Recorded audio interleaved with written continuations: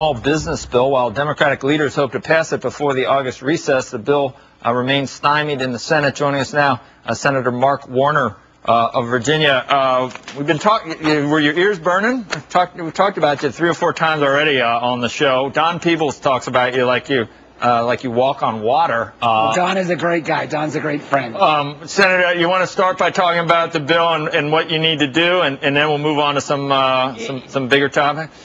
You know, the small business bill, it's not a silver bullet, but it's a series of, I think, targeted efforts to help small businesses. 65% of the jobs coming out of a recession are created by small businesses. So it's tax breaks. It is assistance to the Small Business Administration. It's a $30 billion lending facility that would allow community-based banks to take in some of this capital and use for small business loans. And it's a targeted effort that would leverage up about $20 billion additional dollars through existing state programs, so not reinventing the wheel. To my mind, this is one of the places where I kind of got to scratch my head and say, why doesn't this place work? This is targeted to small business. It's paid for. I don't get why we haven't passed this thing. What is the holdup? The usual? Well, the usual, there is some concern amongst some of the Republicans that some of the small business lending facility that would be available to the commercial-based banks would put money actually onto these banks' balance sheets. Frankly, there's some mixed response from the banks whether they'll use it or not. But my sense is no harm, no foul. If it's not used, it actually scores on a positive basis. But it seems to me to be more just kind of the just say no crowd, as opposed to saying, why can't we get something small, marginal? But actually, what I hear from small business, it's been endorsed by Chamber of Commerce, endorsed by NFIB. This is not going to, again, cause the recession to go away, but it is an incremental assistance item to small businesses that I wish we'd pass. All right, you were there for healthcare. You were there for FinReg. You've also, I know, you read the papers. You've seen all the talk about the sort of the adversarial relationship between the Obama administration and business. And you ran a business. I mean, what do you make of the whole of all the hoopla? Well, listen, I think part of this is about the rhetoric that's been used by both sides. I think there ought to be a de-escalation of rhetoric. I do wish there were some more folks inside the administration who had stronger business backgrounds. I think sometimes the administration and the business community talk past each other. I understand why the administration, when you look at the macro level, because candidly, the administration has passed the 3rd largest tax cut in American history, part of the stimulus. Nobody believes it, but it is the truth. They have done a series of targeted tax breaks to business, either coming out of the stimulus or in this small business package. There has been things in terms of shoring up the financial system coming out of TARP.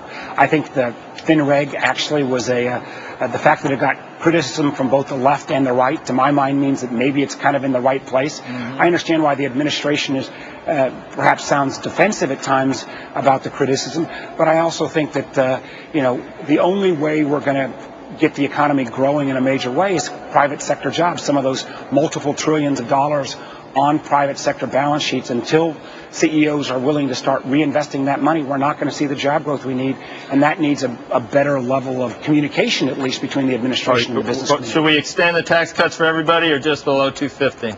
Well, listen, I think we ought to go ahead and extend them for folks below 250, and realize even when we do that, folks, and I'm in the top tax category like Don Peebles, we're still going to see a tax break coming from that in dollar amount, actually higher than anybody else, because the marginal rates in the middle will slightly come down.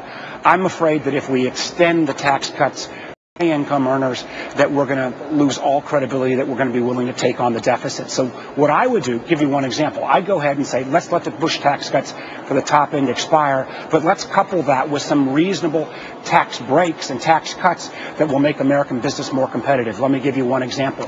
Why don't we go ahead and take the R&D tax credit that's at about 14% right now, raise it up to where it is at where most other OECD nations are at about 20%, and let's go ahead and make it permanent instead of this sham that we go through every year where we simply renew it 1 year at a time. So let's let the rates go higher for folks like me, bring them back to where they were under Clinton and Bush 1, but let's go ahead and also do some business tax breaks that can make American business more competitive in the global economy. All right, because you don't think that is casting a pall over job creation at this point? I really don't. I mean, you look at the data. There was a great piece in the Washington Post last week by somebody from Brookings that pointed out that actually in small business, the number of small businesses that actually fall into that upper income based upon their income from the small business is about 2%. They are the most successful ones. They are some of the most successful ones, but let's do this. Let's let them be more successful in their business, lower their business tax rates so that they can have more money to invest. And then if they end up doing better in their business, I don't mind going back to the rates that I paid under Clinton and Bush 1 when I was in business because, frankly, my business has prospered greatly during the 90s. All right, Senator, we appreciate your time. We're out of time. We're going to have you back as soon as possible. Great. Thanks. Peoples has a nice seat here at the table.